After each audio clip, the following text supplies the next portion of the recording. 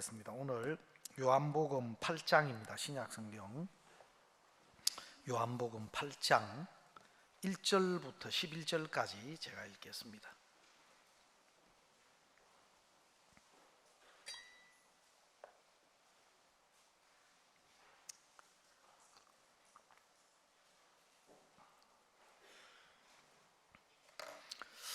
예수는 감람산으로 가시다 아침에 다시 성전으로 들어오시니 백성이 다 나오는지라 앉으사 저희를 가르치시더니 서기관들과 바리새인들이 간음 중에 잡힌 여자를 끌고 와서 가운데 세우고 예수께 말하되 선생이여 이 여자가 간음하다가 현장에서 잡혔나이다. 모세는 율법에 이러한 여자를 돌로 치라 명하였거니와 선생은 어떻게 말하겠나이까?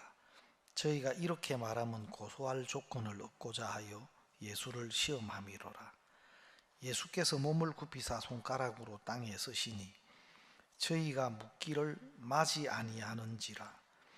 이에 일어나 가라사대 너희 중에 죄 없는 자가 먼저 돌로 치라 하시고 다시 몸을 굽히사 손가락으로 땅에 쓰시니 저희가 이 말씀을 듣고 양심의 가책을 받아 어른으로 시작하여 젊은이까지 하나씩 나가고 오직 예수와 그 가운데 섰는 여자만 남았더라. 예수께서 일어나사 여자 외에 아무도 없는 것을 보시고 이르시되 여자여 너를 고소하던 그들이 어디 있느냐? 너를 중지한 자가 없느냐? 대답하되 주여 없나이다. 예수께서 가라사대 나도 너를 중지하지 아니하노니 가서 다시는 죄를 범치 말라 하시니라. 11절 말씀까지 읽었습니다.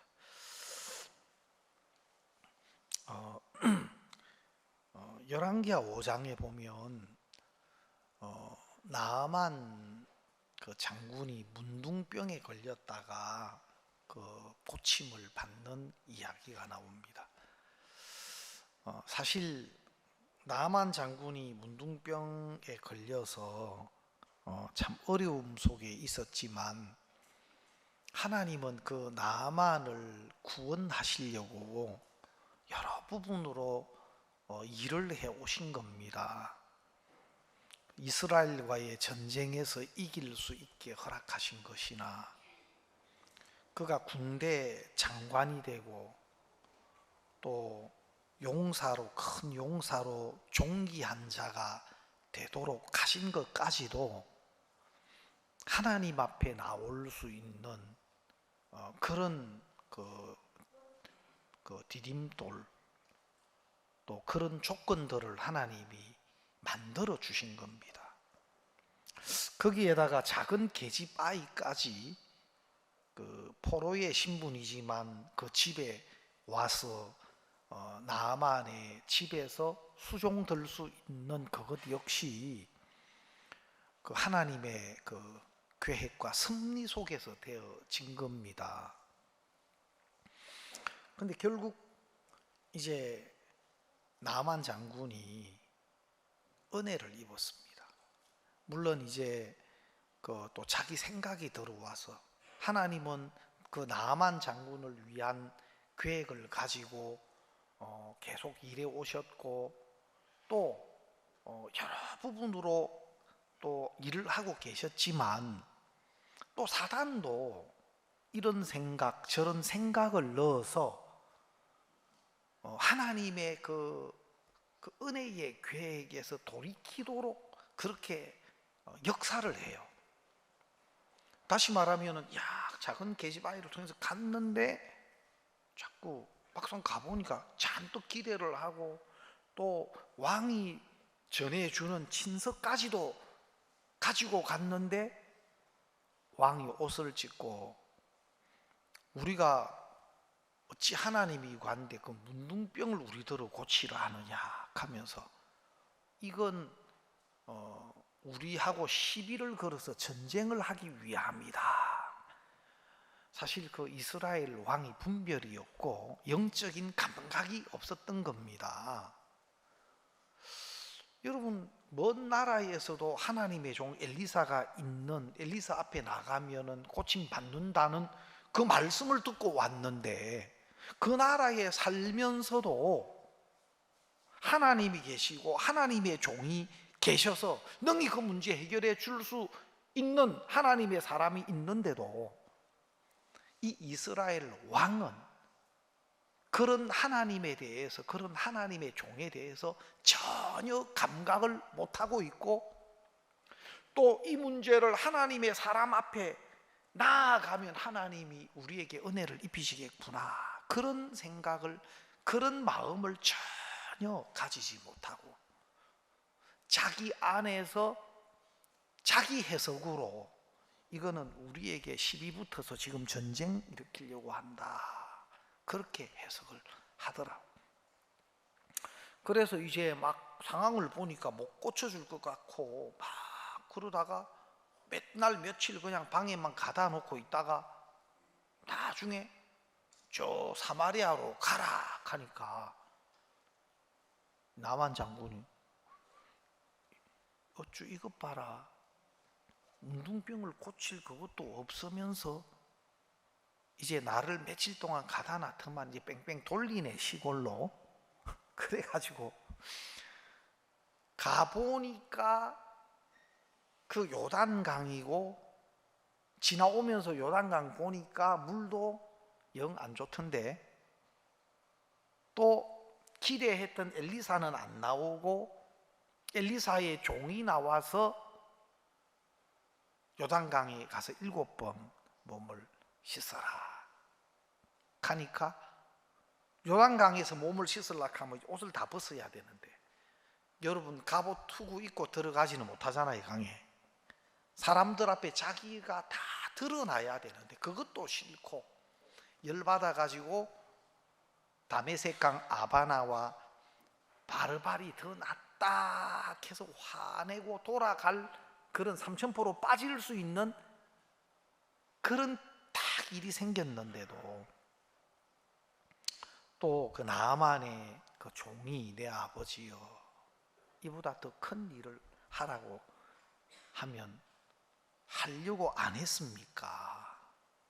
마음을, 평정심을 찾으십시오. 하물며 씻어 깨끗 하라 함이리까. 여러분, 그 문둥병 살이 썩어가고 죽을 위치인데, 아무리 약을 쓰고 의사 치료를 받아도 안 되는 병인데 들어가 가지고 7번 요단강에 들어가서 씻으면 어린아이 살처럼 깨끗하게 된다고 하면 그게 어렵습니까? 예?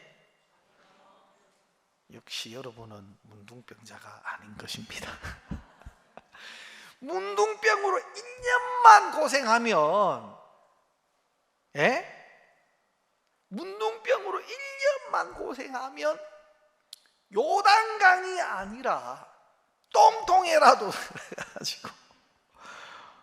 옛날에 시골에서 그랬대요. 어떤 우리 사역자님 아버님이 허리가 아팠는데 막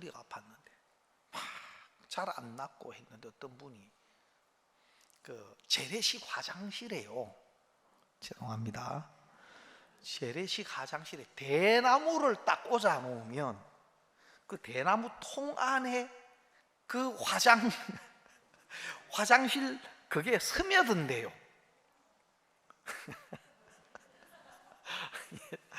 아이고, 내가 이 예를 들어서 좀 죄송한데, 그걸 오래 묵혀두면 그 안에 뭐가 들어온다네, 대나무 통 안에. 그걸 끄집어내 가지고 자르면 그 안에 물이 담겨 있대요. 뭐 무슨 물인지 설명은 안 하겠습니다. 그거를 마시면 허리가 낫는다 했대요. 그러니까 실제로 그렇게 했다 아닙니까? 어떤 목사님 그러시더라고.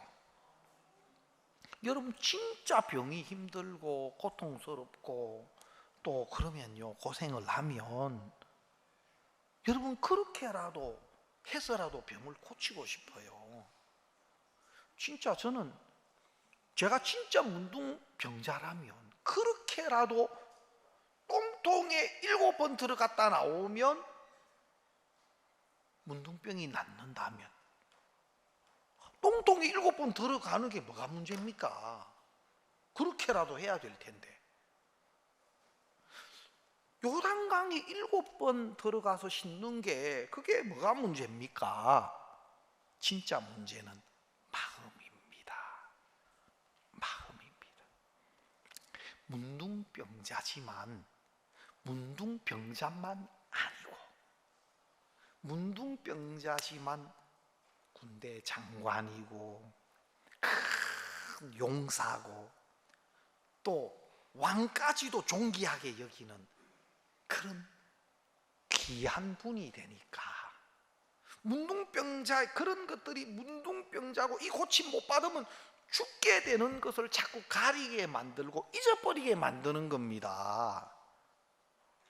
진짜 내가 은혜 입어야 할 이 문둥병 고침 안 받으면은 자신도 죽고 가족에게도 슬픔이 되고 그 나라에도 큰 인재를 잃어버리는 것이 되고 조금만 더 넓게 생각하면 야 이거 은혜다 은혜. 근데 나만의 그 종이 내 아버지여 이거 화낼 일 아닙니다. 이거보다 더 큰 일을 명하도 하려고 하셨지 않습니까? 하물며 씻어 깨끗하게 하라 함이리까. 이거 그저 먹기입니다. 이거만큼 쉬운 게 어디 있습니까? 장군님 내 아버지요. 근데 그 한마디를 또 듣고 보니까 본정신이 돌아온 거라. 그래서 다시 말씀대로 요단강으로 가서 7번 몸을 잠그고 진짜 어린아이 살처럼 깨끗하게 나았습니다. 근데 문둥병 고침받고 너무 기뻤는데 그래서 가지고 온 예물을 드리고 싶었는데 엘리사가 그걸 받지 않았어요. 그 예물을 받지 않았어요. 그래서 저는 왜 그랬을까 좀 생각하다가 이 나만 장군의 마음에 이 죽을 문둥병에서 고침받은 이것은 하나님의 은혜로만 그 속에 남도록 또 은혜 베푸신 하나님이 그 속에 남도록 그렇게 해서 그 예물을 거절하지 않았나. 왜냐하면은 여러분 그 은혜와 예물은 비교가 될 수 없는 거지만 내가 이 큰 은혜를 입은 것에 대해서 조금 감사의 표시를 하는 이것으로 내가 은혜를 마치 대신한 것처럼 내가 은혜를 갚은 것처럼 생각할까봐 그 예물을 거절하지 않았나 이런 이제 생각을 저는 해봤습니다. 여러분 우리가 한 가지 이제 알아야 되는 것이 있는데 우리를 향하신 하나님의 계획이나 하나님의 마음은 축복입니다. 또 은혜입니다. 너희를 향한 나의 생각을 내가 아나니 재앙이 아니라 평안이요 너희 장래에 소망을 주려 하는 생각이다. 이것이 정말 우리를 향하신 하나님의 마음이고 하나님의 계획입니다. 성경 여러 곳에 하나님 그렇게 말씀하셨어요. 보옵소서 내게 큰 고통을 더하신 것은 평안을 주려 하십니다. 우리에게 주신 이 고통도 하나님 안에 준비된 은혜를 입히고 그 은혜 안에서 참된 평안과 쉼과 기쁨과 자유를 얻게 하기 위한 고통이고 어려움이지. 또 그것도 필요하기 때문에 그것이 아니면 안 될 사람이기 때문에 하나님이 좋아서가 아니고 우리에게 준비하신 은혜로 우리를 복되게 하시려고 허락하시는 것일 뿐이지 어려움 주고 고통 줘가지고 막 하나님 우리 괴로워하는 거 보고 막 아이고 아무 것이 고통하는 거 보니까 속이 시원하다. 아이고 저놈 어려워하는 거 보니까 내가 막 재밌네. 하나님 그러시겠습니까? 아니에요. 하나님 그런 분 아닙니다. 얼마 전에 브라질에서 선교하시던 우리 최상현 목사가 세상을 떠났습니다. 복음을 이렇게 섬기다가 정말 귀하게 복음을 섬긴 일꾼인데 너무 젊은 나이에 하나님 그를 부르셨어요. 그래서 다 슬펐어요. 좀 마음이. 그래서 어떻게 말하기도, 그의 그 부르심에 대해서 우리가 어떻게 말하는 것도 참 조심스러웠습니다. 근데 가만 생각해 보니까 다 그것은 우리 생각 안에, 우리 기준 안에서 우리가 가지는 생각인 거예요. 여러분 조금만 생각해 보면 하나님이 그 선교사님을 부르셔서 정말 가장 복되고 영광스러운 이 복음의 일에 오랫동안 쓰셨습니다. 브라질에서. 브라질에 단기를 갔다 온 이후에 그 마음이 브라질에 빠져버렸어요. 그래서 복음을 위해 살 마음을 가졌고 또 선교학교 와서 훈련받고 브라질로 파송을 받았어요. 그래서 계속 브라질에서 복음을 위해 살았었어요. 우리가 생각할 때는 우리 기준으로, 우리 눈으로 보면 왜 하필 데려갈 사람 많은데 그런 선교사님을 데려가시냐? 혹 꼭 그 선교사님이 아니어도 여러분 눈으로, 기준으로는 그렇게 보일 수 있는 사람 많을 겁니다. 그런데 하나님은 우리보다도, 누구보다도 그 선교사님을 잘 알고 계시고, 또 하나님은 어느 누구보다도 그 선교사님을 사랑하셨어요. 그리고 그 삶을 가장 영광스럽고 그 삶을 가장 합당하게 이끌어 오셨습니다. 아무것도 모르면서 우리는 좁은 우리 눈으로 우리 기준 가지고 쉽게 말할 때가 많아요. 진짜 우리보다도 훨씬 그를 아끼고 사랑하신 하나님이 그의 삶을 그렇게 이끄셨다면 우리는 좁은 우리 생각 가지고 이렇다 저렇다, 그건 옳지 않습니다. 그의 삶은 영광스럽고 또 가장 하나님이 가치 있고 복되게 이끄신 삶이었습니다. 우리는 몰라서 그래요. 그런 하나님의 마음과 그런 우리 눈앞에 나타나지 않는 많은 것들을 우리는 몰라서 우리 기준을 가지고 쉽게 말할 때가 많아요. 제가 창원에 있을 때 지난 그 연말이죠. 칸타타 투어를 우리 그 남부 지역에, 경남 부산 지역에 목사님 오셨는데 쭉 그 남부 지역에 이제 목사님 칸타타 투어를 계속 동행을 했는데 목사님께서 그 동부산 교회에서 새벽에 말씀을 전하시는데, 여러분 하나님은 탕자를 기뻐하십니다. 하나님은 탕자를 기뻐하시는데 사람들은 다 큰아들이 되려고 합니다. 새벽 시간에 그 말씀을 하시는데 그 말씀이 제 마음에 계속 머무는 거예요. 하나님은 탕자를 기뻐하십니다. 하나님은 탕자를 기뻐하시는데 사람들은 큰아들이 되려고 합니다. 아버지 집에 준비된 그 많은 것들은 탕자를 위해서 준비된 겁니다. 탕자가 돼야 그것이 보이고 그것을 누릴 수가 있는 겁니다.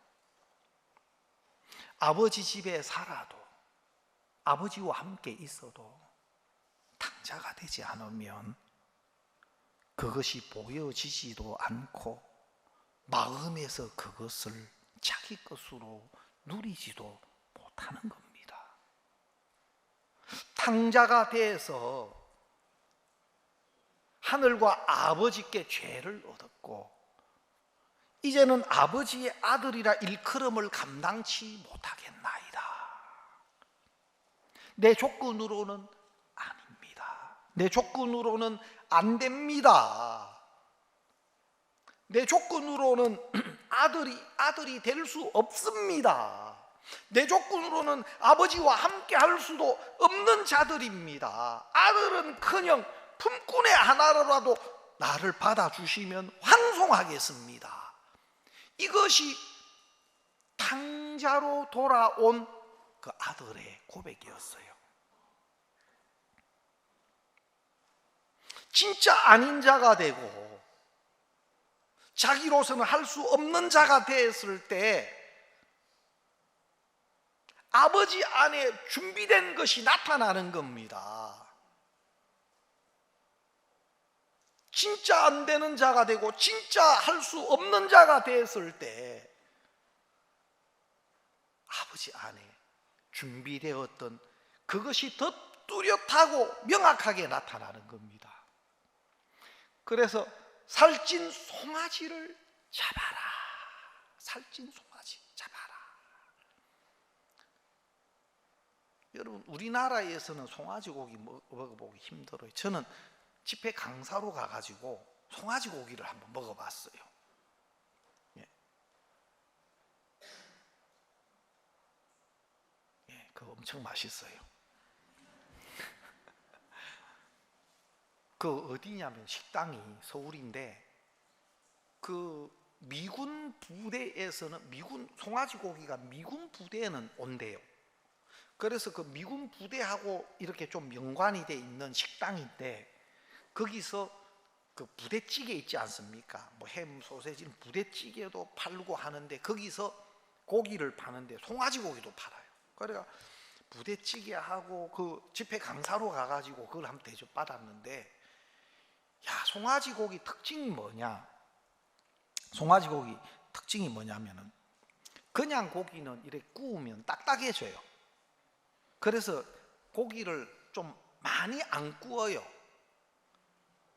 뭐 보통 저 중간 미디움이라죠. 중간 정도로 구워서 이제 많이 먹고 이제 소고기 같은 것은 좀 살짝 구워 가지고 이제 빨리 먹어야 좀 먹기가 좋은데 좀 세게 구우면 좀 고기가 딱딱해져요. 우리 형제들은 모든 종류를 대충 구워가 먹는데 그냥 빛의 속도로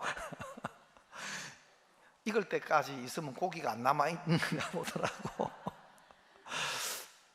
근데 송아지 고기는 그 이제 주인 아주머니 막 설명해. 송아지 고기는 이렇게 바짝 구워도 굉장히 부드럽고 연한 거예요. 딱 먹어보니까 진짜 맛있어요. 야, 그래가 참, 그래서 이 송아지 고기가 나오구나. 누가복음 15장에 탕자에게 딱 송아지 고기가 나오더라고. 최고 좋은 거. 왜 송아지 고기가 좀 비싸냐면 이왕 조금 더 키워서 팔면 수익이 훨씬 많대요. 왜냐면 송아지를 조금 더 키워서 팔면은 이제 소값이나 이런 것들이 받을 수 있는 이윤이 더 많기 때문에 송아지 때 그 고기를 잡아가 쓰지 않는데요. 그런데 이제 특별한 거죠. 야, 그 송아지를 잡아라. 제일 좋은 옷을 내어다가 입히라. 제일 좋은 옷은 바로 아들을 위해서 준비된 옷. 그의 조건이 아닌 아버지의 조건으로 아들의 모든 것을 대신할 수 있는 바로 그 의의 옷이 아니겠습니까? 진짜 그 아들과 상관없는, 아들로 말미암지 않는 좋은 옷, 제일 좋은 옷, 그 의의 옷을 이제 입히는 겁니다. 그리고 손에 가락지를 끼우고, 가락지는 마치 요즘에는 인감과 같아요. 인감 도장. 모든 아버지의 소유권을 이제 확인하는 그 도장과 같아요. 손에 가락지. 아버지의 것들을 소유할 수 있는 권한을 가리켜요, 이 가락지는. 그리고 발에 신을 신기라. 이제는 내가 너의 걸음을 내가 책임진다. 너의 걸음을 앞으로는 내가 인도하마. 너의 모든 앞으로의 삶을, 걸음을 앞으로는 내가 맡아서 인도해 주겠다. 그런 뜻이에요. 여러분, 그 모든 것은, 그걸 다 하고 난 뒤에 아버지가 뭐라 했습니까? 이 내 아들은 잃었다가 얻었으며 또 죽었다가 도로 찾은 것이다. 정말 이 아들은 탕자를 보고 하나님이 명확하게 이 내 아들은, 아버지가 아들이라고 딱 명령하는 겁니다. 너는 내 아들이야. 탕자는 자기의 조건으로는 감히 아들이라 일컬음을 감당스러워 품꾼의 하나로라도 써주시기를 바라는 마음이 있는데, 아버지는 아버지가 준비한 것으로, 아버지가 하신 것으로 아들을 만들어 놓고 아들에게 입힐 옷을 입히고 아들에게 주어지는 가락지를 끼우고 신을 신기고 너는 내 아들이야 하고 아버지가 아들에게 말씀을 나타내셨다는 겁니다. 누구에게 주어지는? 탕자에게, 안 되는 자에게, 망한 자에게, 실패한 자에게, 자기에게는 더 이상 다른 길이 없는 그 탕자에게 아버지 안에 준비된 것이 나타나서 아버지 안에 준비된 그것이 탕자의 모든 조건을 다 이기고 아들을 만들고, 탕자의 조건을 다 이기고 아버지 안에 모든 것을 누리고 살 수 있는 복된 하나님의 아들이 되도록 만들더라고요.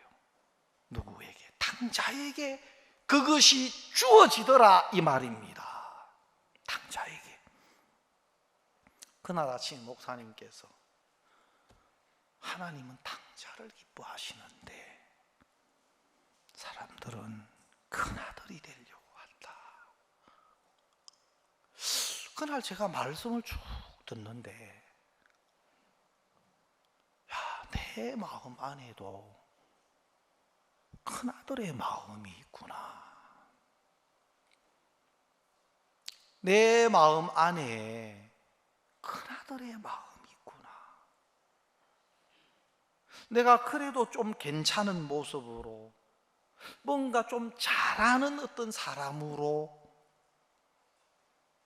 좀 내가 그래도 맡겨진 일을 좀 잘 하는 사람으로, 괜찮은 사람으로 끊임없이 그런 마음이, 내 속에 큰아들의 마음이 있는 게 보여지는 거예요. 그날 아침 새벽에 말씀을 쭉 듣는데 꼭 하나님이 너는 큰아들이네, 그만 버려라. 하나님이 기뻐하시는 마음은 큰아들의 마음이 아니다. 하나님은 탕자를 기뻐하신다. 아버지가 아니면 안 되고 아버지 은혜 아니면 살 수 없고, 내 것을 쫓아서 나를 믿고 소유를 쫓아서 형편을 쫓아서 갔던 그것이 아버지 없는 그 모든 것은 다 망한 것인 것을 탕자에게 보여줬던 것처럼 하나님은 우리에게도 그 마음으로 아버지께 돌아와서 살기를 원하는 겁니다. 하나님 그거를 원하시는 거예요.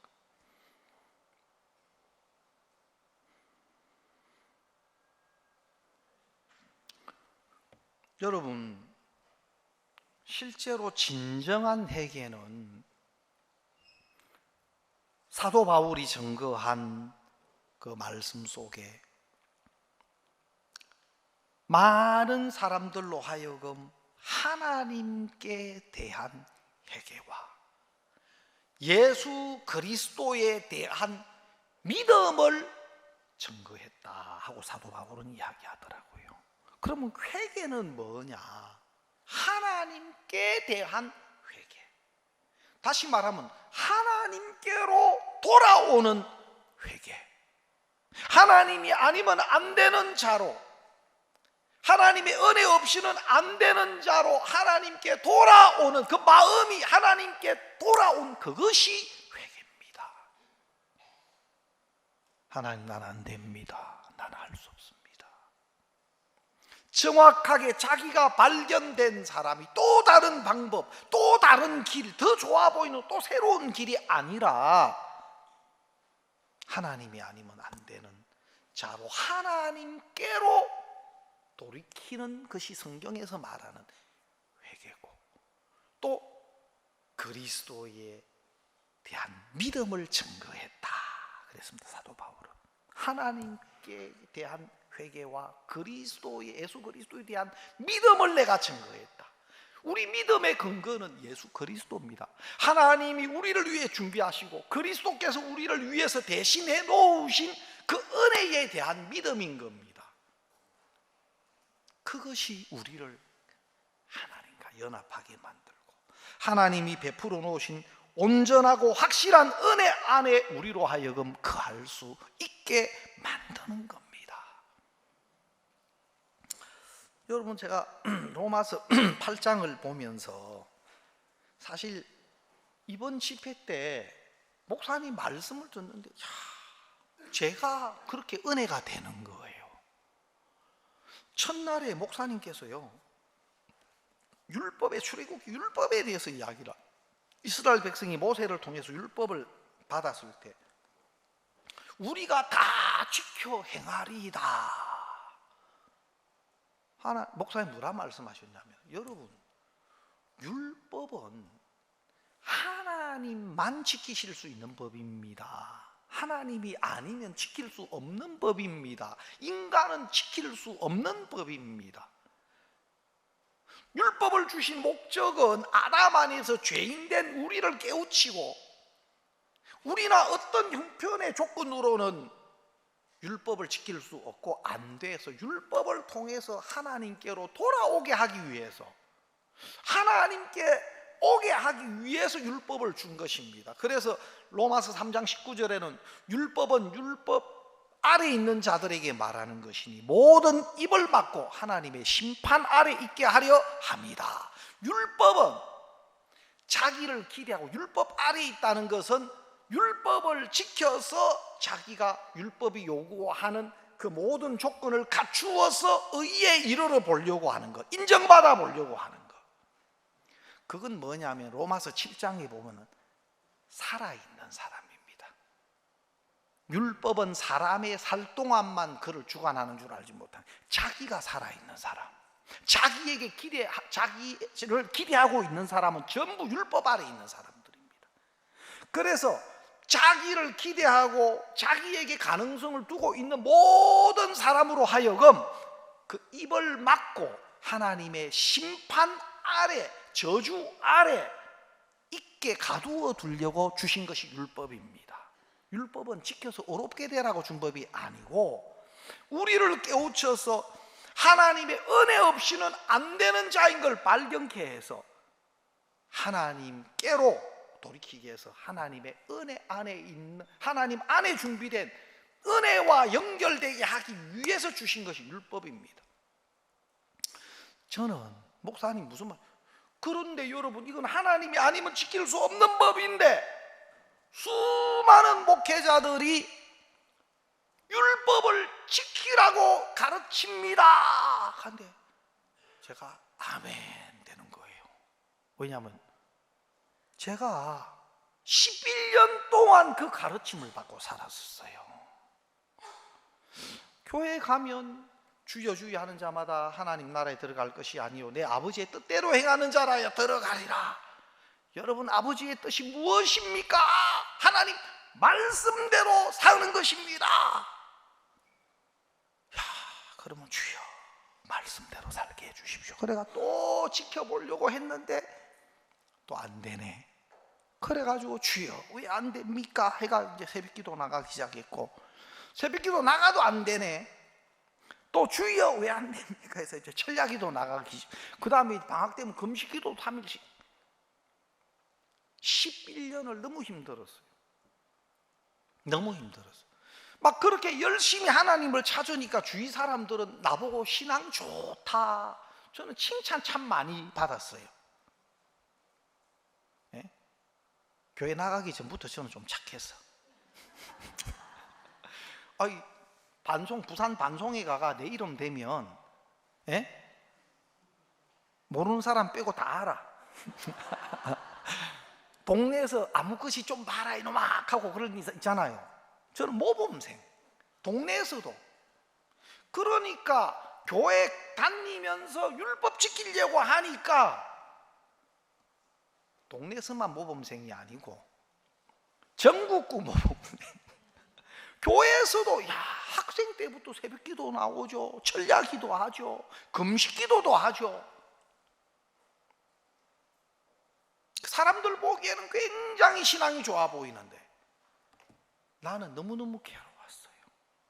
그래가 막 또 어떤 목사님은 회개해서 죄를 씻어야 된다 걔가 막 또 교회 가서 매일 1시간씩, 보통 1시간 반씩 계속 다람쥐 쳇바퀴 돌듯이 계속 기도하고, 또 하나님 말씀대로 또 어기면 또 기도하고 또 기도하고 또 기도하고. 야, 목사님 뭐라고 말씀하시냐? 지킬 수 없는 법을 지키라고 이야기하는 그런 목회자들은 미친 짓을 하는 겁니다. 미친 짓을. 하나님이 지킬 수 없는 법을 줬는데 그걸 지키라고 하는 거짓된 목회자들은 미친 짓을 하는 겁니다. 또 그것도 모르고 할 수 없는, 안 되는 걸 느끼면서도 다른 걸 몰라가지고 계속 잘하려고만, 해보려고만 그렇게 11년을 살았던 겁니다. 저는 11년 살았지만 어떤 분들은 한평생, 지금도 막연하게 하나님 말씀대로 살려고 하는 것이 신령해 보이고 좋아 보이고 그게 맞는 것처럼 보이고, 그래서 안 되는 자기를 붙들고 지금도 그렇게 율법 아래 사는 사람이 얼마나 많은지 몰라요. 목사님, 이번에 그거는 무지한 겁니다. 어리석은 겁니다. 하나님 마음을 몰라서 그런 겁니다. 우리는 안 됩니다. 안 되는 인간이 하나님 주신 율법을 지키려고 하는 것은, 그것은 교만한 겁니다. 그것은 악한 겁니다.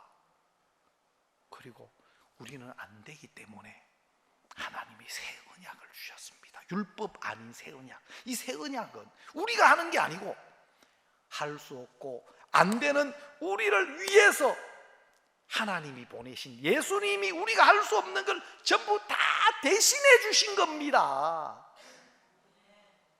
율법이 요구하는 그 요구를 예수님이 대신 다 이루어 주신 겁니다. 우리 죄를 사해 주셨고, 율법적으로는 어제 우리가 작년에 로마서 공부를 하고 있는데, 로마서 2장에 보면 율법을 듣는 자가 의인이 아니요 율법을 행하는 자라야 의롭다 하심을 얻는다 했습니다. 율법은 듣는 자가 의인이 아니고 율법을 행하는 자라야 의롭다 했습니다. 그러면 우리는 율법을 사실 지키지 못한 사람입니다. 그러나 율법을 지키는 데는 두 가지 길이 있어요. 첫 번째는 율법을 진짜 어기지 않고 다 지키면 지킨 겁니다. 우리는 그렇게는 못 지켰어요. 수없이 많은 율법을 어겼어요. 사실은 율법 자체가요, 지킬 수 없는 법을 계명을 다 준 겁니다. 알겠습니까? 죄를 깨우쳐 주기 위한 거니까 우리가 지킬 수 없는 법을 주신 겁니다. 사실은 다 어긴 겁니다. 또 한 번만 어기면 모든 법을 어긴 거라고 했고,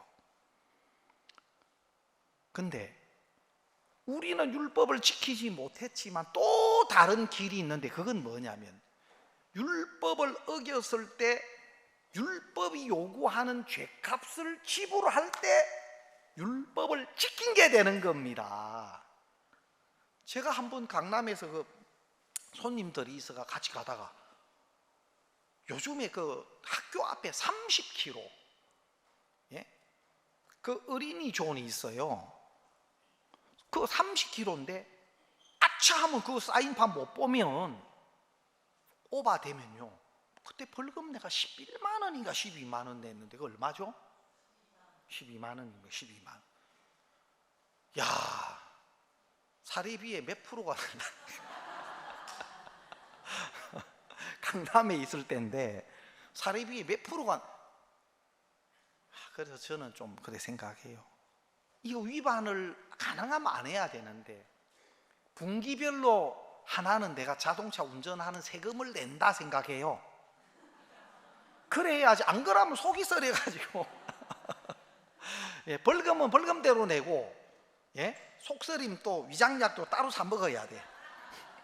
그래서 분기별로 내가 운전하니까 세금을 낸다 생각해요. 또 딱지 안 받으면 은혜로 생각하고. 근데 내가 그 딱 어린이존 딱 위반해가 딱지가 날라왔는데, 어겼지면 어떡합니까? 그래서 그 벌금을, 여러분 참고로 요즘에는 그 공과금 그거 위반 딱지 옛날에는 안 내도 과태료가 얼마 안 붙었어요. 지금은요 계속 붙어요. 안 내면 돈이 계속 늘어나. 알겠습니까? 언젠가는 내야 돼. 그 차 폐차하려면 그 돈 다 떼요. 그래서 막 안 내면 자꾸 이제 하도 안 내니까 사람들이 그걸 막 이제 과징금을 계속 적립되도록 했더라고. 막 꼭 그것만 아니라도 내긴 내야죠 뭐. 자, 그런데 내가 법을 어겼지만 교통법으로 어긴 그 법에 대해서 법이 요구하는 값을 딱 지불하니까 그 죄를 지킨, 그 법을 지킨 게 되는 거예요. 알겠습니까? 우리는 율법을 어겼지만 율법이 요구하는 값은 사망인데, 예수님이 오셔서 율법이 요구하는 죄의 값을 예수님이 대신 십자가에서 치루어서 예수님이 율법의 요구를 이루셨다. 로마서 8장에 이야기하신 겁니다. 그리고 예수님을 율법의 완성이시다 하고, 왜? 율법이 우리 죄에 대해서 요구하는 것을 예수님이 대신 지시고 십자가로 가셔서 율법의 요구를 다 이루신 겁니다. 그래서 우리가 예수 그리스도의 은혜를 믿고 힘입을 때 예수님을 통해서 우리는 율법을 지킨 자가 되는 겁니다. 마치 법을 한 번도 안 어긴 사람과 똑같이 되는 겁니다. 예수님의 은혜를 믿을 때. 아멘. 여러분, 요한복음 이 8장에도 마찬가지입니다. 간음 현장에 잡힌 여자는 현장에서 잡혀왔을 때 세상에 누가 이 간음 현장에서 잡힌 여자에게 나도 너를 정죄하지 않는다, 너 죄 없다, 무죄야, 누가? 세상에 현장에서 잡혀온 여자에게. 그럼 예수님이 거짓말 하시는 겁니까? 아닙니다.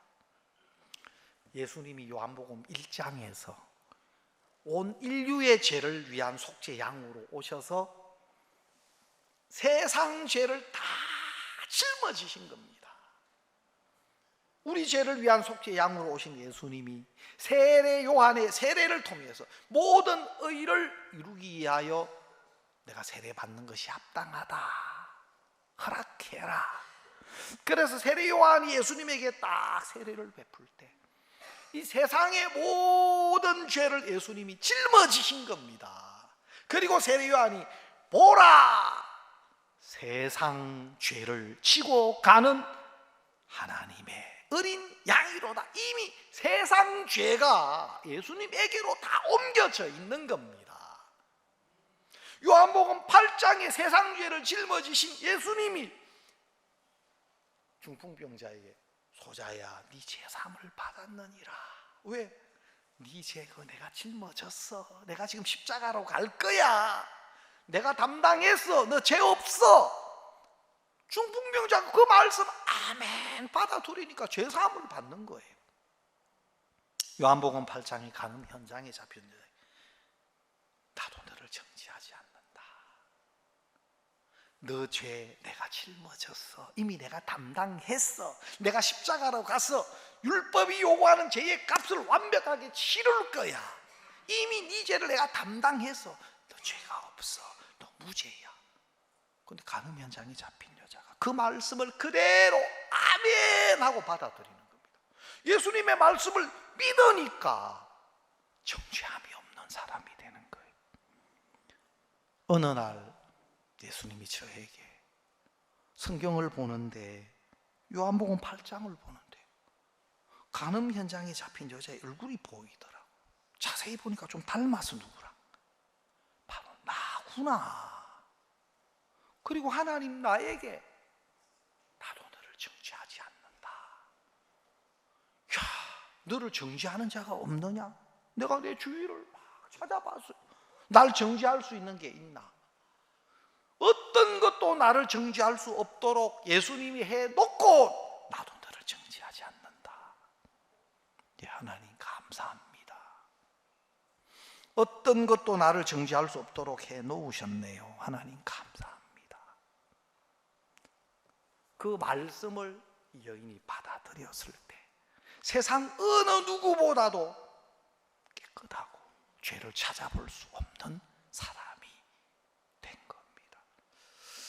하나님께서 우리에게 이런 은혜를 준비해 주시고 또 이런 은혜를 우리에게 베풀어 주셨습니다. 하나님이 우리를 위해 베푸신 이 은혜만큼 우리에게는 쉽고 또 우리에게는 합당하고 또 이런 은혜가 아니면 우리는 안 될 사람입니다. 그걸 아시고 하나님이 이런 완벽한 은혜를 우리에게 베풀어 주셨고 또 이 은혜 안에서 우리가 자유하고 더 많은 사람들이 이 은혜를 힘입어서 하나님 앞에 설 수 있고 또 함께 하나님 나라에 갈 수 있게 되는 겁니다. 우리가 이 복음을 만난 것도 너무 감사하고 영광스러운 일이지만 또 생명을 얻는 이 일에 하나님 우리를 불러주셨다는 것이 너무 감사하고 우리 형제 자매님들이 계신 위치나 또 하시는 일은 또 다 다르지만 복음의 일에 우리가 하나가 돼서 하나님을 섬길 수 있다는 것은 너무 가치 있고 또 아름답고 귀한 겁니다. 더 많은 사람들에게 바로 이 주님의 약속이 믿음으로 임해서 우리와 함께 같은 은혜를 입었으면 좋겠습니다. 오늘 말씀 여기까지만 드리겠습니다.